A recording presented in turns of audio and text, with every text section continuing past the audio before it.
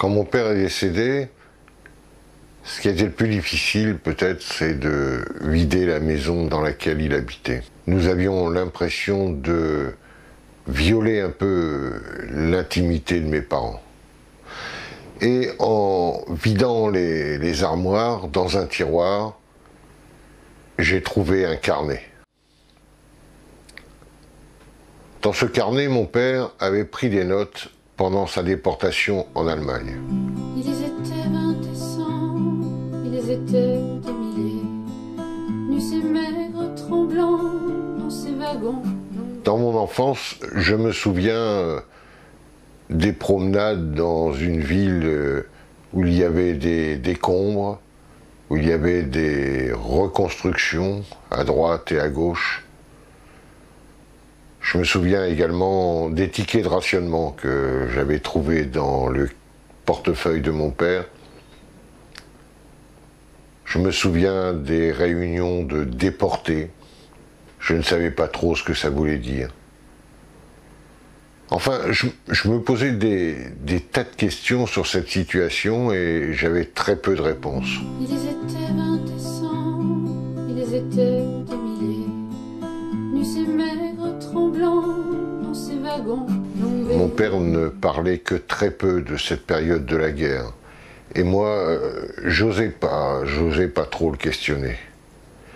C'est quand mes propres enfants sont devenus un peu plus grands qu'ils ont assailli leur grand-père de questions et que là, on a commencé à avoir des bribes de réponses sur ce qui s'était passé. Ils étaient des milliers, ils étaient 20 décembre. Enfin, en feuilletant ce carnet, je me dis que peut-être je vais avoir quelques réponses aux questions que je me suis posées. À travers les notes que mon père a prises quand il était dans ce camp nazi, je découvre, ou plutôt j'imagine, ce qu'a pu être cette existence et comment cette période au camp s'est terminée. Se croyaient des hommes n'étaient plus que des nombres. Depuis longtemps les dés avaient été jetés. Pour ce livre, j'ai romancé la vie qu'avait passé mon père dans ce camp à partir des notes qu'il avait prises sur ce carnet. Alors probablement que ce que j'ai écrit n'est pas conforme dans le détail à la réalité. En revanche, l'ambiance, l'esprit, la sensibilité de cette imagination sont possibles, voire probables.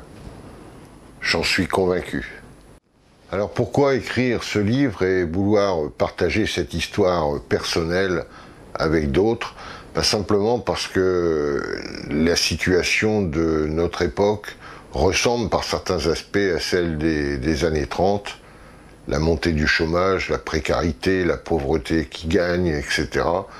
Et qu'il faut se garder des solutions simplistes qui nous sont parfois données par certains groupes politiques, et que regarder l'histoire, la petite histoire qui fait la grande histoire, peut nous permettre d'éviter le pire.